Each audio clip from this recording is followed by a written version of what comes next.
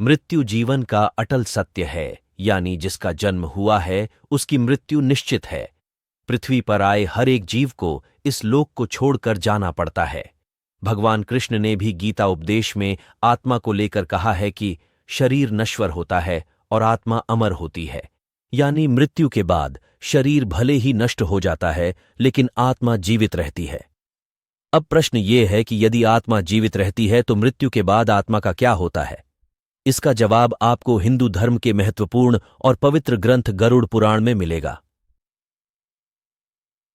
गरुड़ पुराण में भगवान विष्णु के वाहन पक्षीराज गरुड़ पूछते हैं, नारायण, मृत्यु के बाद आत्मा का क्या होता है और आत्मा कितने दिनों के बाद यमलोक पहुंचती है?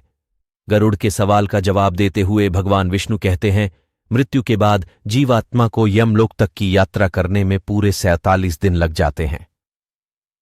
इन 47 दिनों के दौरान उसे कई तरह की यातनाओं का भी सामना करना पड़ता है। मृत्यु के पहले मिलते हैं ये संकेत भगवान बताते हैं कि जब किसी की मृत्यु नजदीक होती है तो सबसे पहले व्यक्ति की आवाज जाती है।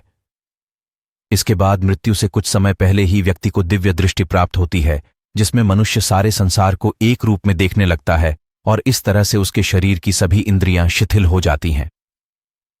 जब व्यक्ति की मृत्यु हो जाती है तो यमलोक से 2 दूत आते हैं और दूतों को देख आत्मा शरीर का त्याग कर बाहर निकल जाती है। आत्मा के शरीर त्यागने के बाद यमराज के दूत आत्मा के गले में पाश बांध देते हैं और उसे यमलोक ले जाते हैं। मृत्यु के बाद 13वीं और पिंडदान क्यों जरूरी? मृतक व्यक्ति ने यदि अपने जीवन में पाप कर्म किए होंगे तो यमदूत पापी आत्मा को गर्म वायु और अंधेरे रास्ते से यमलोक ले जाते हैं और मार्ग में उसे कई तरह की यातनाएं झेलनी पड़ती हैं। इसके बाद आत्मा को आकाश मार्ग से वापस उसके घर छोड़ दिया जाता है। कहा जाता है कि मृत्यु के बाद मृतक की आत्मा अपने परिवार वालों के साथ पूरे 13 दिनों तक रहती है और मृत्यु के बाद होने वाली अंतिम क्रियाओं और रस्मों को भी देखती है। 13 दिन बाद जब आत्मा का पिंडदान, 13वीं और ब्राह्मण भोज आदि किया जाता है तो इसके बाद यमराज के यमदूत आत्मा को फिर से लेने के लिए आते हैं।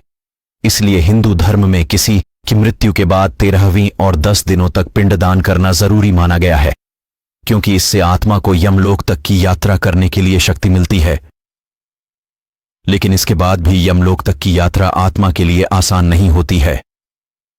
मृत्यु के बाद के वो 47 दिन जब 13 दिनों के बाद यमदूत आत्मा को यमलोक ले जाने के लिए आते हैं तो आत्मा को सबसे पहले वैतरणी नदी पार करनी पड़ती है।